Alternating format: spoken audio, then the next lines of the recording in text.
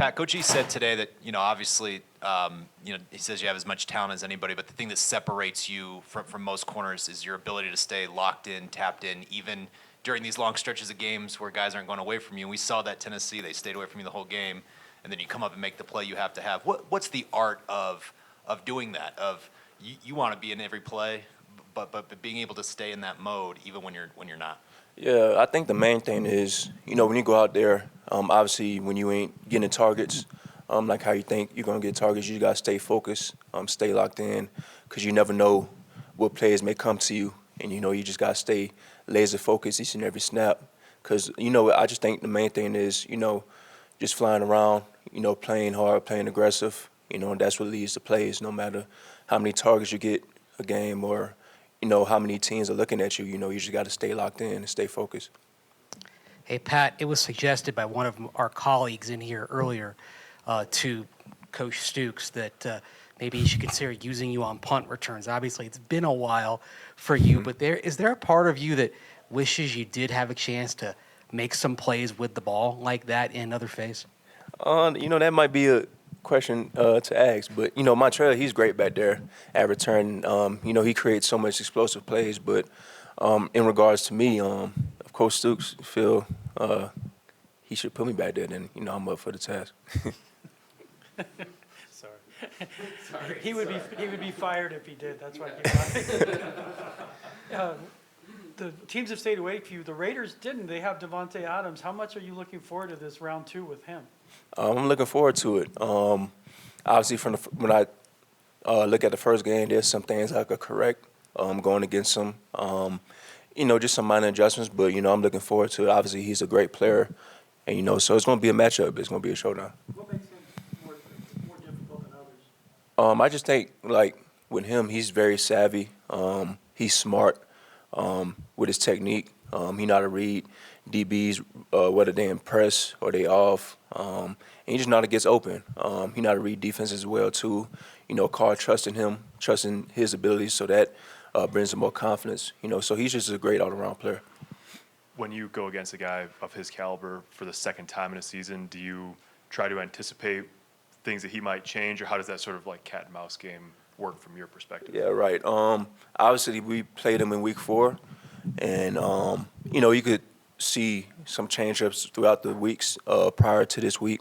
You just pick up on certain stuff in the film room, in the meetings and stuff like that, and that's how I prepare.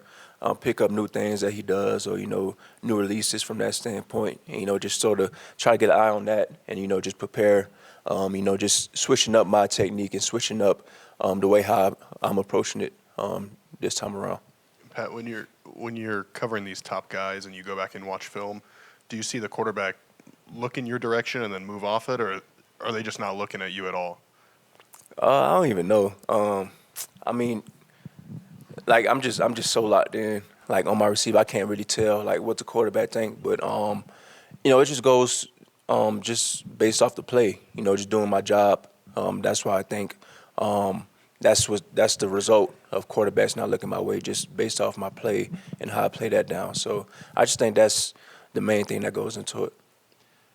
Pat, when Damarri got his first start against the Chargers, they went after him early and often, but it seemed like he kept getting up despite the flags, despite all that kind of thing, and has improved over the last few weeks. What have you liked about the way that he's kind of approached that role, taking over Ron? Mari, he stepped in a critical part. He stepped in the division game, of course, against the Chargers, but the main thing with him is he just keep getting better each and every week. You could tell he's getting more confident in his play. He's playing like it. He's playing fast, aggressive, and physical. And, when he stepped in to fill in that role, we just expected big things from him. And, he's proven it so far.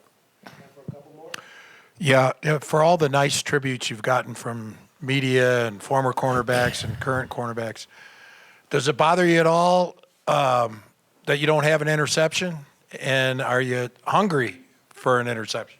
Yeah, that's the one thing I need to add, of course, is interceptions. But, I ain't going to try to force nothing, because interception's going to come.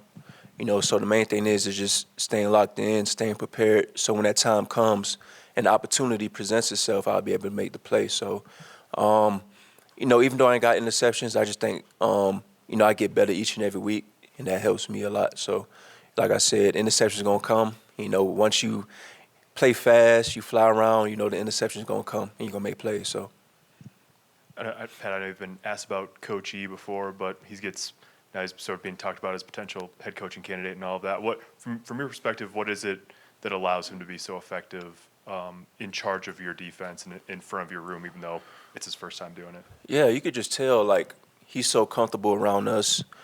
He sort of got a feel for us, early on. Even when he came in here, he made sure he introduced himself to, all the defensive players. So just on that daily basis, he's just an all-around great guy. And obviously he's a great coach. But when you stack those two traits together, that just builds a great coach. And, he has all the tendencies in the world, just calling plays, making sure we fly around. He just allows us to make plays in his defense. That's why I enjoy most playing in his scheme. Anything else for Pat?